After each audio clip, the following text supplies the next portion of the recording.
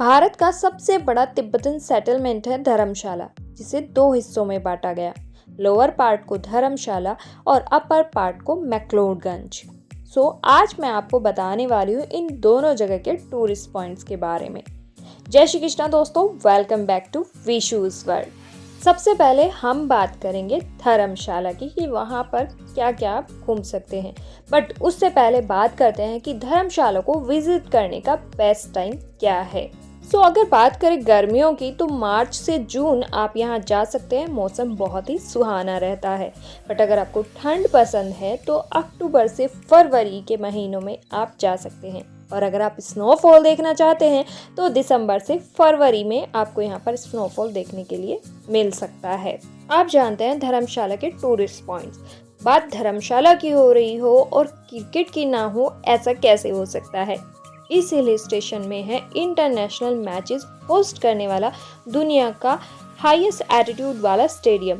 अगर दुनिया में सुंदरता का कोई पैरामीटर होता तो ये स्टेडियम उसमें सबसे ऊपर आता, क्योंकि यहाँ के बैकग्राउंड में जब धौलाधार के स्नो कैप पीक्स आप देखेंगे तो आप फील करेंगे कि आप दुनिया के सबसे सुंदर स्टेडियम में बैठे हुए हैं।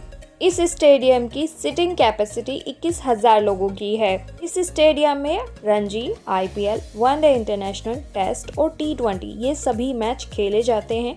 अगर आप इस स्टेडियम को एज अ टूरिस्ट देखना चाहते हैं तो 30 रुपीज़ की एंट्री फीस देकर आप अंदर जाकर इसे देख सकते हैं। स्टेडियम के बाद आप जा सकते हैं वॉर मेमोरियल, जो कि स्टेडियम से लगभग 1 से 2 किलोमीटर की दूरी पर है, जो हमारे ब्रेव सोल्जर्स को डेडिकेटेड है। इस मेमोरियल के सेंटर में लोकेटेड है ब्लैक मार्बल वॉल्स, जहां पर उन सभी वीर योद्धाओं के नाम लिखे हैं जो शहीद हुए हैं। अगर आप धर्मशाला आ रहे हैं तो इस जगह पर ज़रूर आएं, क्योंकि इस जगह पर आकर आपको प्राउड तो फील होगा ही, साथ ही आपको देखने को मिलेगा कि देश और देशवासियों को सेफ रखने के लिए कितने वीर जवानों ने अपने प्राण का बलिदान दिया है। यहीं पर आपको एक टैंक भी देखने को मिलेगा जो पाकिस्तान का है, जिसे भारत के वीर जवानों ने कब्जे में लिया था। साथ ही यहाँ एक छोटा सा पार्क भी है जिसमें आपके बच्चे काफ़ी एंजॉय कर सकते हैं। इसके बाद धर्मशाला में आप देखने जा सकते हैं कांगड़ा आर्ट म्यूजियम। इस म्यूजियम में आपको 1500 से ज़्यादा आर्टिफैक्ट्स देखने को मिलते हैं, जिसमें बारामासा, नायका और रागमाला पेंटिंग्स के साथ ज्वेलरी, ट्रेडिशनल ड्रेस और भी बहुत कुछ देखने के लिए मिलता है। ये म्यूजियम 1990 में बनाया गया था, जिसकी एंट्री फीस 50 रुपये पर पर्सन होती है।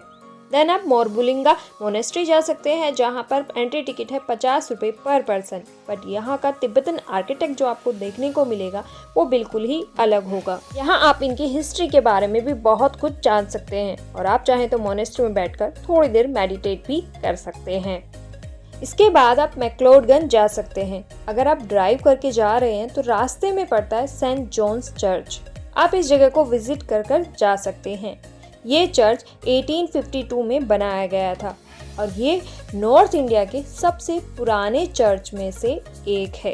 मैक्लोडगंज आप चाहें तो ड्राइव करके जा सकते हैं, जिसमें आपको 5.5 किलोमीटर की दूरी तय करनी होती है। दूसरा ऑप्शन है कि आप धर्मशाला स्काई वे से जा सकते हैं, यानी रॉप वे से जा सकते हैं, जिसमें आपको 1.8 किलोमीटर की दूरी तय करनी होती है, जिसमें आपको लगभग 10 मिनट लगते हैं। यहाँ पर 18 गंडोलाज हैं जो लगभग हर घंटे 1000 यात्रियों को यात्रा कराते हैं, और आप पहुंच जाते हैं मैक्लोडगंज।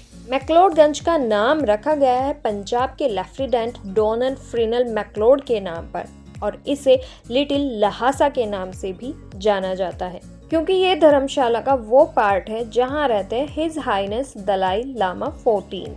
क्योंकि यहाँ बहुत सारे तिब्बतन रहते हैं तो यहाँ बहुत सारी मोनेस्ट्री हैं, जिनमें सबसे मुख्य है दलाई लामा मोनेस्ट्री, जिसे दलाई लामा मंदिर के नाम से भी जाना जाता है। बौद्ध धर्म का ये बहुत ही प्रमुख स्थान है। ये वो जगह है जहाँ पर दलाई लामा सबसे पहले तिब्बत से 1959 में आए थे। यहाँ आपको बहुत सारे मॉन्क भी देखने के लिए मिलते हैं। मोनेस्ट्री के अंदर भगवान बुद्ध की एक बड़ी सी प्रतिमा है, और साथ ही और भी कई अन्य प्रतिमाएं और पेंटिंग्स हैं जो बौद्ध धर्म का वर्णन करती हैं। मोनेस्ट्री विजिट करने के बाद आप कालचक्र टेम्पल जा सकते हैं। ये टेम्पल कालचक्र देवता को समर्पित है, जो बौद्ध धर्म में महत्वपूर्ण देवता है। ये टेम्पल अपने मोराल्स और मंडला डिजाइन की वजह से काफी फेमस है। आप चाहें तो यहाँ की टीचिंग और मेडिटेशन सेशन में भी ज्वाइन कर सकते हैं। ये टेम्पल बहुत ही खूबसूरत है। इसके बाद मैक्लोडगंज में आप जा सकते हैं भगसूनाथ टेम्पल, जो भगवान शिव को समर्पित है। ये मंदिर मैक्लोडगंज से लगभग 1 से 2 किलोमीटर की डिस्टेंस पर लोकेटेड है। यहाँ तक आप वॉक करके भी जा सकते हैं, क्योंकि यहाँ का जो रोड है वो थोड़ा नैरो है।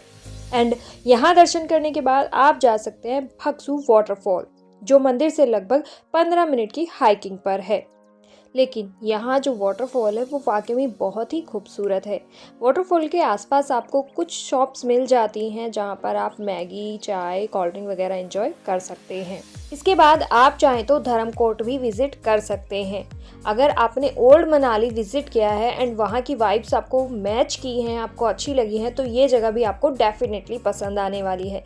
यहाँ आपको व्यूज़ तो अच्छे मिलते ही हैं, साथ ही यहाँ पर आपको बहुत सारे कैफ़ेज़ भी मिल जाते हैं। धर्मकोट के बाद आप रुक कर सकते हैं नड्डी का। मैक्लोडगंज से नड्डी की दूरी लगभग 6 किलोमीटर की है और रास्ते में आपको ब्यूटीफुल डल लेक भी देखने के लिए मिलेगी। अब डल लेक के भी आपको 2 रूप देखने मिल सकते हैं, एक ये वाला और दूसरा ये वाला। तो ये थे धर्मशाला और मैक्लोडगंज के कुछ टूरिस्ट पॉइंट जिन्हें आप विजिट कर सकते हैं। इस वीडियो में बस इतना ही। मिलते हैं नेक्स्ट वीडियो में, तब तक के लिए राधे राधे, जय Shri Krishna. Thank you for watching.